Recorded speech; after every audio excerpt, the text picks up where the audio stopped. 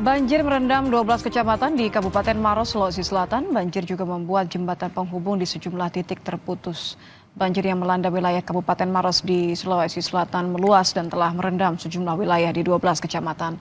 Selain merendam pemukiman, banjir bandang juga terjadi di 3 kecamatan di wilayah pegunungan, membuat belasan jembatan terputus. Beberapa jembatan terpaksa dibuatkan penyangga dari bambu agar bisa dilintasi untuk sementara waktu. Untuk saat ini sudah 12 kecamatan terdampak.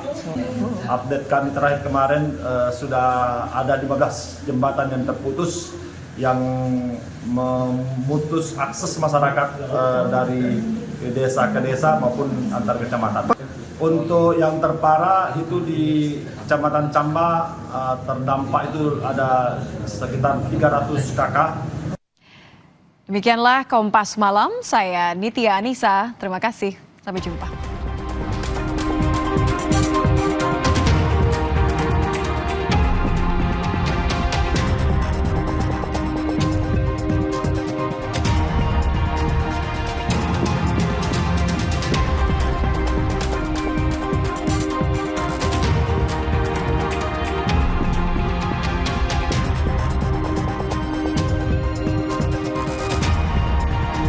Terima kasih Anda telah menyaksikan Kompas Malam yang didukung oleh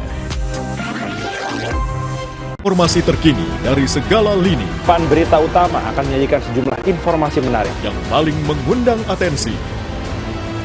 Kami kompilasi berita pilihan yang sudah kami siapkan untuk Anda dan jadikan referensi utama untuk Anda. Dan Anda tetap bersama kami. Terima kasih. Sampai jumpa. Berita utama ikuti pada jam-jam berikut. Live di Kompas TV.